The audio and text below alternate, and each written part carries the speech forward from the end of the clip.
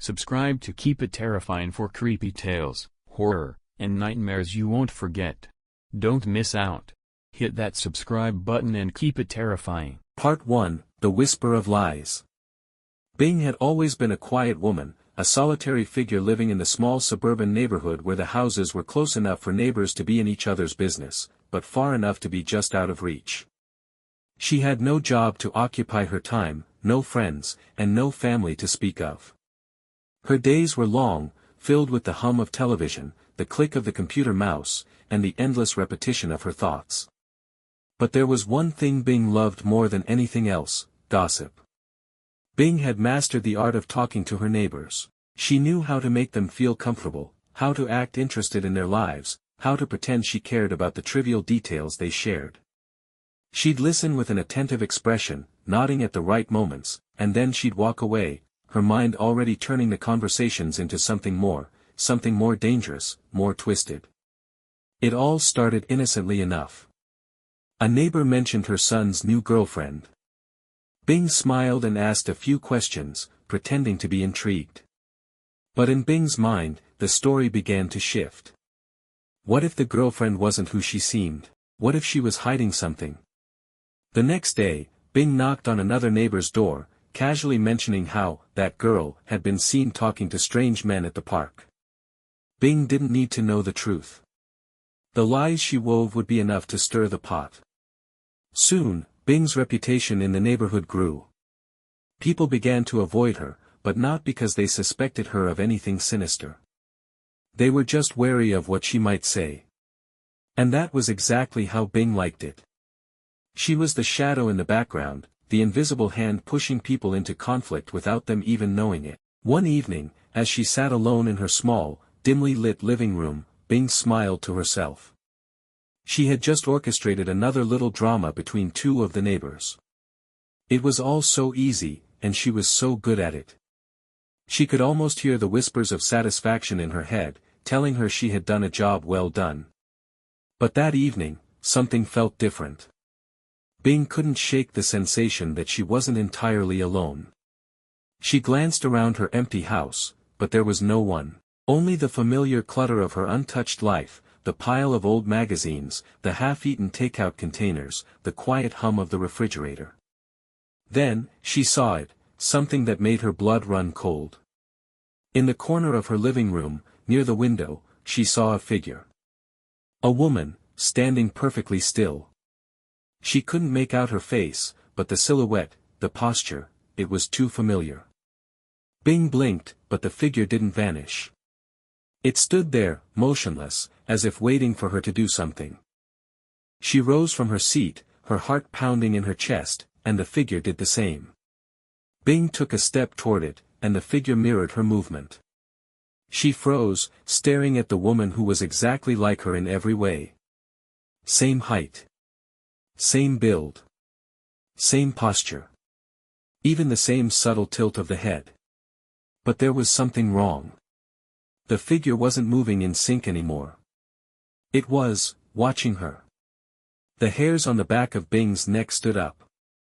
She wanted to scream, to shout, but she couldn't find her voice. She felt trapped, caught in some strange, unsettling moment that didn't make sense. She was alone, wasn't she? The figure raised its hand, slowly, as if to wave. Bing took a step back, her chest tight with fear. But before she could react, the figure vanished, as if it had never been there at all. Bing stood in the middle of her living room, gasping for breath. Her mind raced, trying to make sense of what she had just seen. She must have been imagining things, right? She was alone. She had to be alone. She'd spent so many hours in isolation that her mind had started playing tricks on her. It had to be that. But deep down, Bing knew something had changed. Something had shifted in the air. It wasn't just the doppelganger. It was a feeling. A feeling she couldn't quite place, but that crawled under her skin and made her uncomfortable in her own house. She brushed the encounter aside for now, chalking it up to an overactive imagination. But as the days passed, it lingered. Bing couldn't shake the feeling that she was being watched. Every reflection in the glass, every shadow in the corner of her vision, she felt as if something was waiting to pounce. Part 2, The Games Begin.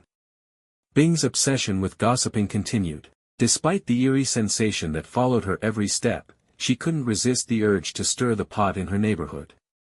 There were always new stories to tell, new lies to spread, new seeds of discord to plant. She began her days the same way, walking through her neighborhood with a feigned smile, greeting her neighbors, pretending to care. She knew what made people tick. She knew who was vulnerable, who had secrets, who could be easily manipulated. The perfect subjects for her little games. One day, she found herself talking to Mrs. Jacobs, the elderly woman who lived 2 houses down. Mrs. Jacobs was sweet, but she had a way of over-explaining things, making her seem more naive than she was. Bing saw an opportunity. She began to tell Mrs. Jacobs about the mysterious behavior of Mr. Stevens, the reclusive man who lived next door.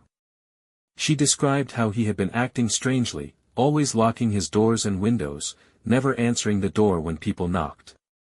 "I heard he's been bringing in strange packages late at night," Bing said, lowering her voice.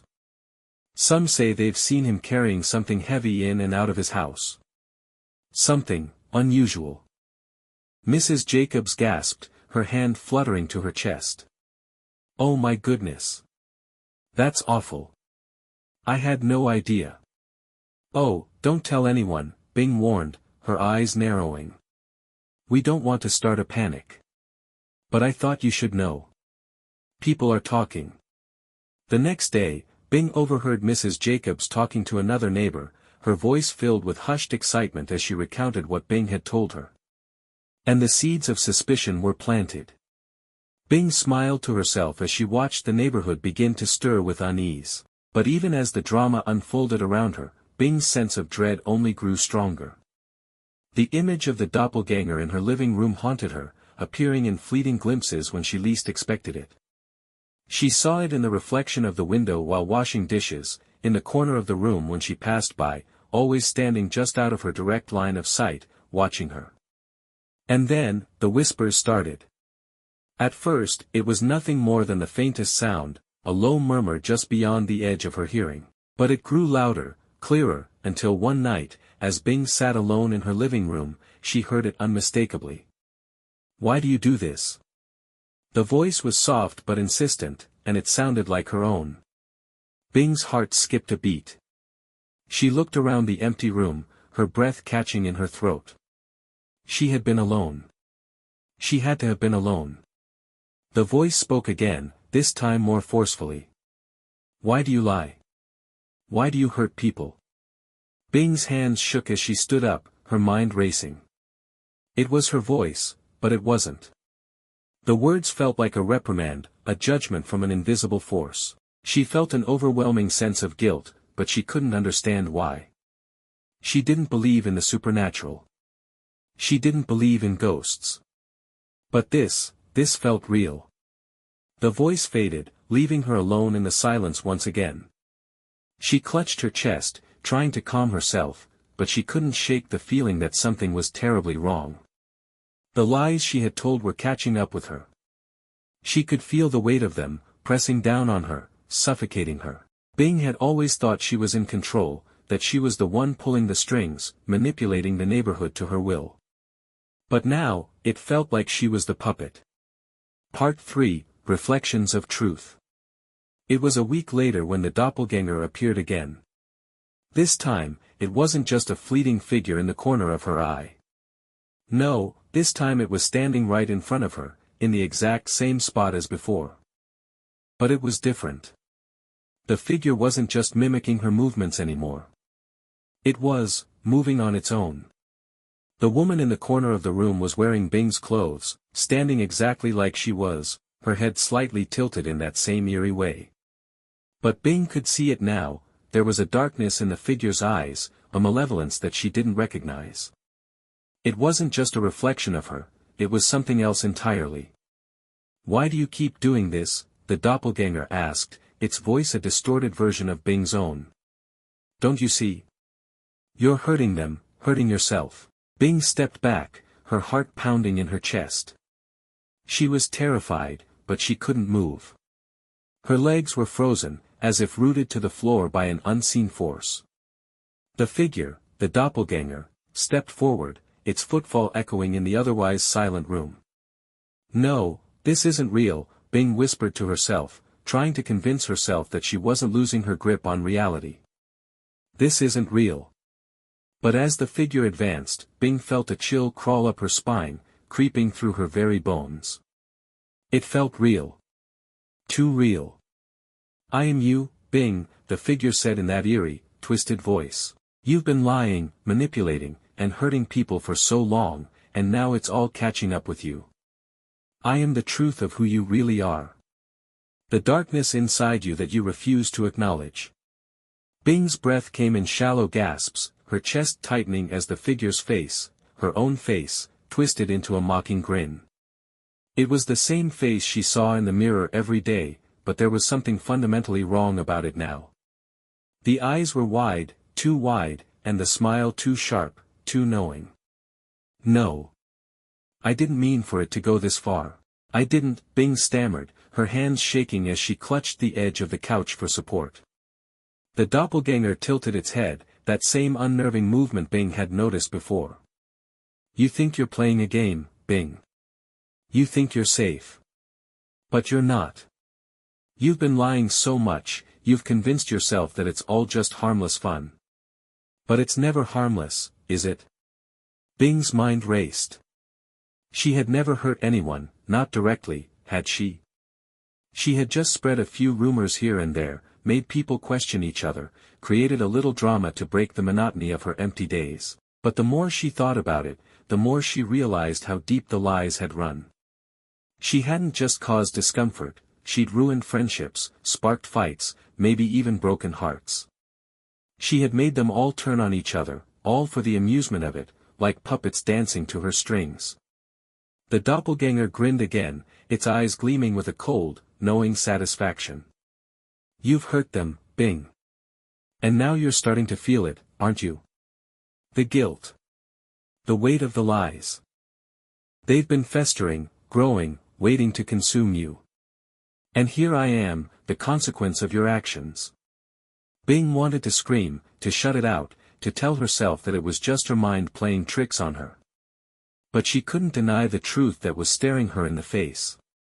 The doppelganger wasn't just a figure of her imagination. It was a manifestation of everything Bing had ignored, everything she had buried deep inside. I'm not you." Bing cried, her voice cracking. "I didn't mean it. It was just harmless fun, I swear. I just wanted to feel important, to have control over something."